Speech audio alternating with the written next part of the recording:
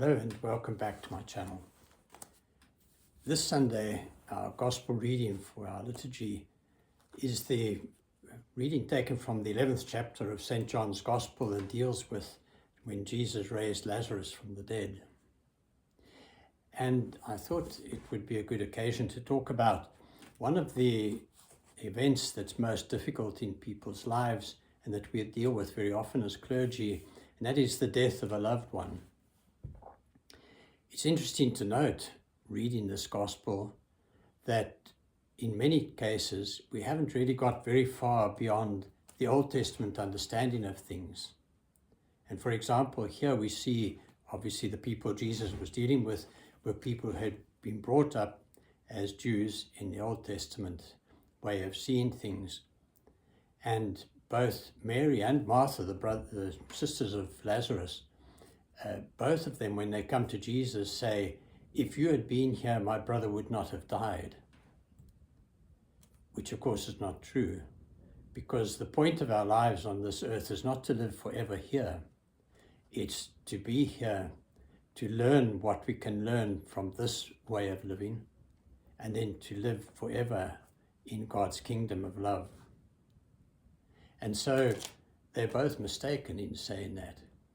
Also, those nearby said, "He let the blind see, surely he could have saved this man from dying." And so they too have this aversion to death and see it as something very negative and something that's not part of what should be for us.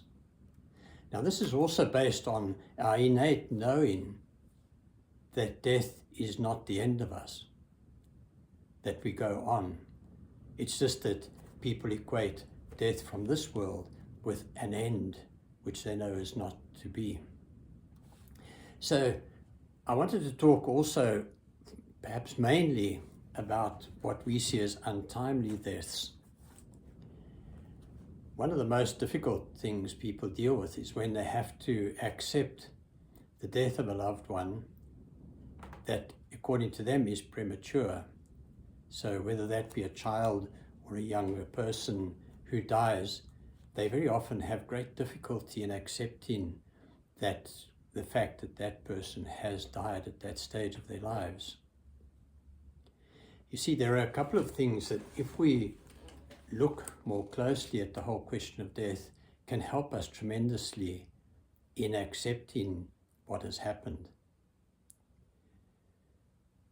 One is that we need to know that in this life, things cannot be the same for everyone. You see, the only way we could all be exactly the same would be if we were all of the same gender, all of the same race, same height, same color of hair, same eyes, same build, same everything. We would have to be born in exactly the same moment, in exactly the same place, or else there would always be differences between us. And this is why we need to see that difference is not a bad thing. Difference is what brings also beauty to the world, because this variety of things is what makes the world lovely.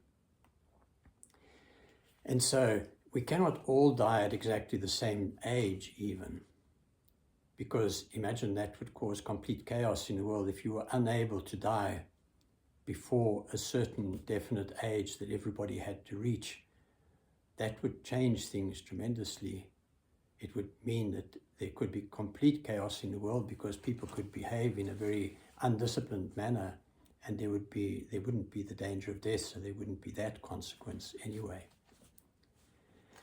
Having accepted that all people can't be the same and things can't be the same for everyone, what I would say, especially when you're dealing with, and I've had to deal with cases that have been really heartbreaking for families, including accompanying a couple to hospital to give permission for the life support machines to be switched off that were keeping their 20-year-old son looking good, warm and so on, but although he was brain dead.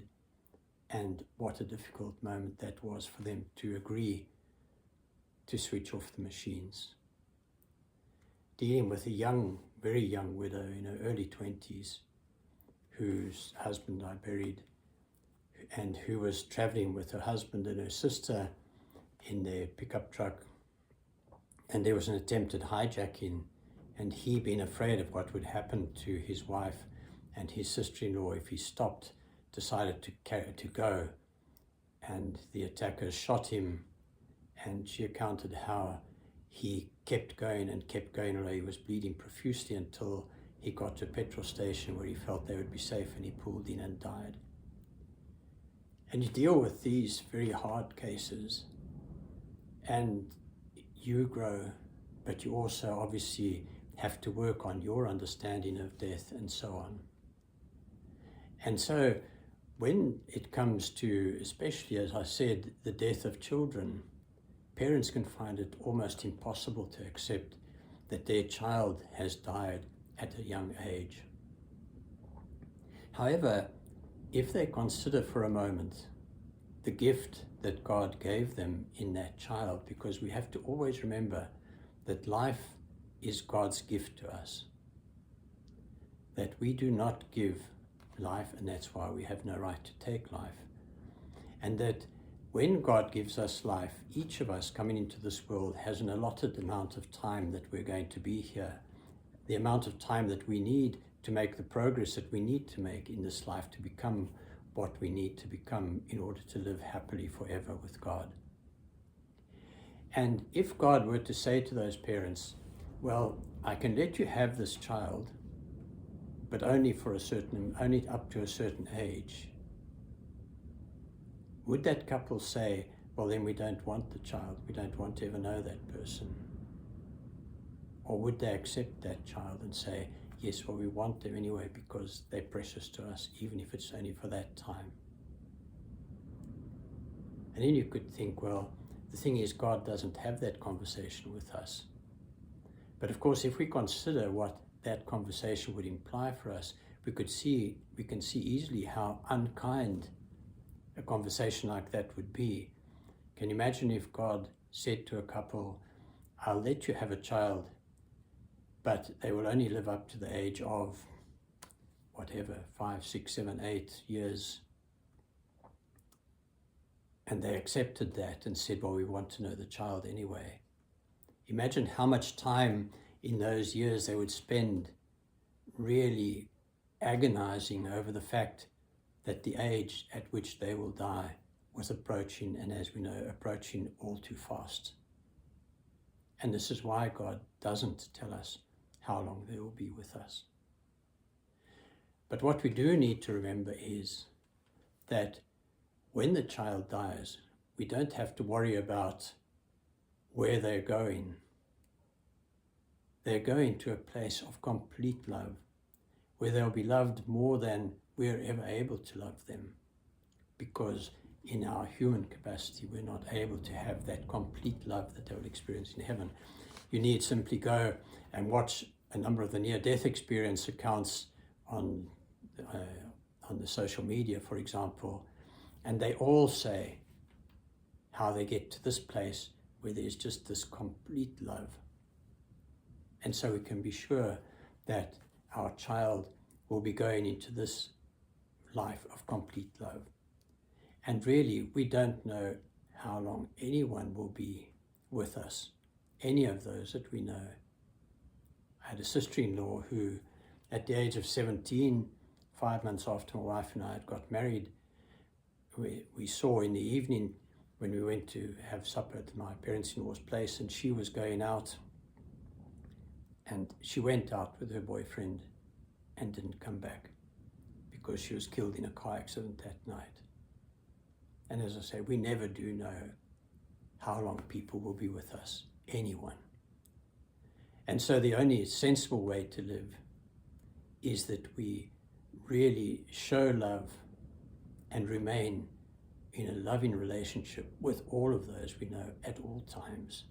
And so we can never have that remorse afterwards of feeling, if only I hadn't have treated them like that, if only I hadn't have said that, if only I hadn't have hurt them like that. And that's what we're really called to in this life. And I hope and pray that this can be of use to you if you're going through the pain of losing someone dear to you, and battling to accept it. And may God bless you. Thank you.